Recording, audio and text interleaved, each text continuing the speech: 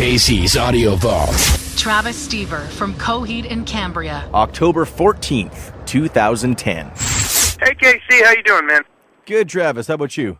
Doing great. Where are you today? Getting ready to play Billings, Montana. How is Billings, Montana? It's a small town, but it's cool. I mean, it seems like some people are going to be excited to see us, and we're excited to play, so, you know, it all works out. Do you usually get much time to explore these towns and cities you go through? Yeah, I mean, you know, we got a chance to walk around a little bit today. You know, the bus just rolled in about 3 or 4 hours ago, and we're about to do sound check in a little bit. We all try and kind of explore wherever we are, check it out. What do you usually do to kill time on the tour bus? You know, we all love watching movies. We all have stuff to read. Yesterday, you know, did some movie watching. Just kind of hung out. Sometimes we'll have a few drinks. What movies did you watch? Whatever your poison is. To be honest, I watched the A-Team. I watched the A-Team. The new one? Yeah, we watched the new one. It was all right. All right. I mean, it's very action-packed. I mean, if you're an action man, I mean, it definitely had my attention, you know? Were you a fan as a kid of the original A-Team? Yeah, I was. So that's why I was kind of relating it to that, you know, and then that dude kind of doing his Mr. T. Not sure if really into it, you know? But it was cool. It was still enjoyable. We were in Montana. We were in Miles City, Montana, and nice little town, but there ain't nothing there, you know? Like there was a Walmart and a couple of fast food restaurants, and that was about it for entertainment, you know? There's a movie theater, and it had one movie, and it was Easy A, and none of us were too excited about seeing Easy A. I would imagine the band's kind of fans of the science fiction cult classic type movies. You guys have a pretty big collection on the bus? Well, you know, like, we definitely, how you doing, man? We definitely are all fans of, like, the fantasy kind of movies and horror movies especially, you know, but, I mean, we're not watching Star Trek every night or something like that, you know what I mean? Like, we're fans of very diverse. I mean, I'm a huge comedy guy. When it comes down to it, there's a big mixed batch of movies going on and reading. Do you like Star Trek better than Star Wars? Hell no. Who the fuck does? Ooh, I'm sorry. This is on the radio. But and he said, do you like Star Trek better than Star Wars? You do. No. Who does? Yeah. No, I was kidding. I was just talking to some guy on the street.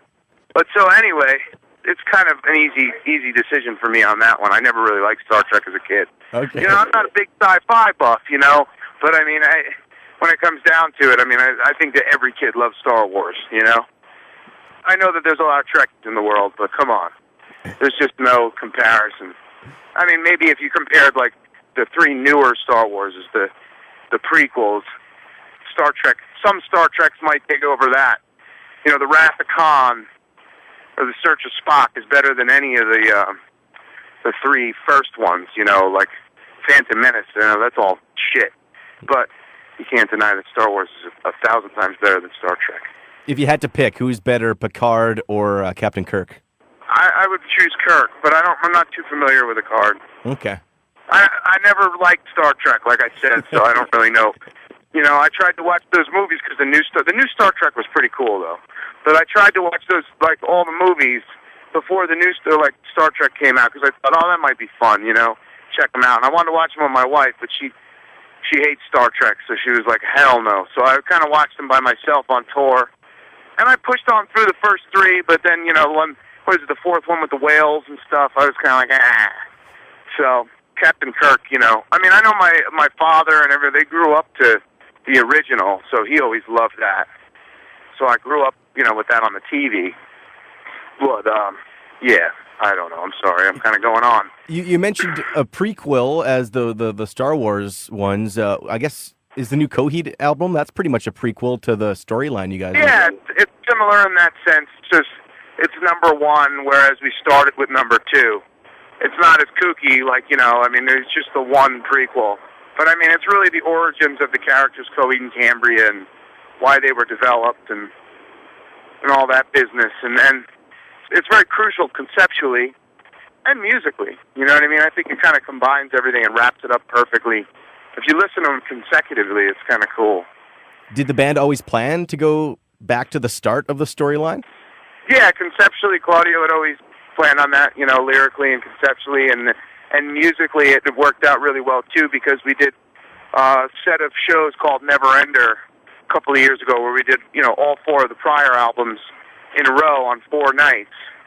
And that was like a way of going through all of our material, and I think that definitely influenced playing, on the album. So that's why I think the album kind of like wraps it up, and it's perfect as a prequel. It's kind of like, it's like this mesh of all of our styles and what we've done throughout the years combined as an intro to, the steps of how it became that way.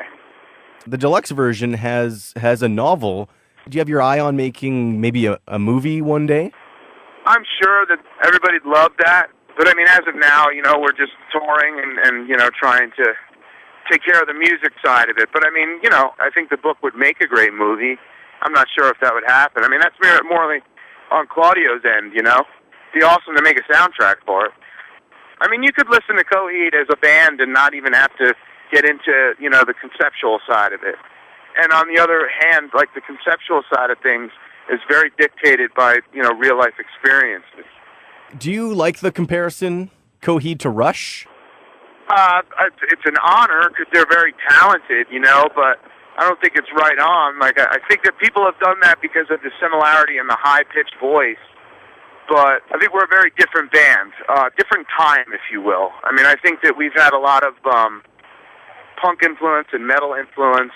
Not to say that Rush is, a crucial part of a lot of the way metal has become now, but I think that we, growing up in a different time and just being into, like, different types of music, I mean, it's inevitable that we're a completely different band than Rush.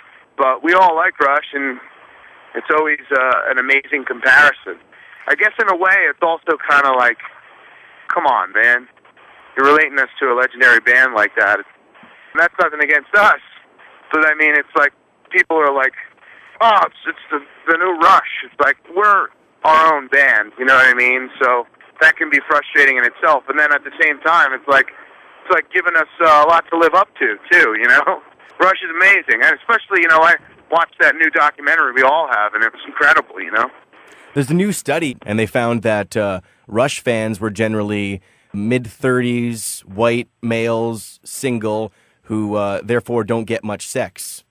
And the guys in Rush mentioned that there's actually very few ladies at their concerts. Do you find at a Coheed show there's mostly men as well? There's a lot of guys, but I found that, we do bring out some ladies, which I'm very happy for, because I think that the point is Rush has a lot of more thinking man's hearts, and it'd be an honor for somebody to say that we do, and I hope that we have sort of, some of that aspect, but at the same time, I think we also have, and not to say that Rush didn't, because they definitely had pop sensibility, but I think we have pop sensibility on a different end, more like you take a song like Favor House Atlantic. I think that a lot of women, for some reason, that song, appealed to both men and women, in a way. I don't know what the hell I'm talking about. Well, try I'm going to say that right now. But, I mean, I do know that, you see both sexes going back and forth singing the parts of those songs and being very excited about it. When I was at a Rush show, you're right, it was primarily, older dudes who didn't even have girls with them. I saw a few women, and I must admit, I was even a little surprised because they were very, very overly into it. But then the best part is I saw a couple of really, really cute girls that were there, and you knew they were there with their boyfriend, and they kind of just dragged them. And I've seen that at our shows, too. But I definitely think that I hope that we appeal to the female end of things, too, Well, I'm sure the majority of it's more dudes, but I think that there's some girls that dig it, too. Well, we'll see if we can get some ladies at the Garrick here in Winnipeg on the 24th for the Coheed show. There you go. I mean, you need that energy. That's a big deal. I mean, I think that it's important to cater to everybody, and I would hope that our band does that. But, I mean, like I said, I have no idea what the hell I'm talking about. So I just said both sexes before, trying to, sound intelligent. Travis, thank you so much for spending some time and talking some gibberish with us. Take care. Thanks, man. Have a good one. All the interviews you want on iTunes and at Power97.com. Casey's Audio Vault. Casey Norman is Power 97's music director and can be heard every weekday from 2 till 6 in Winnipeg, Manitoba, Canada. Power 97 is Winnipeg's best rock.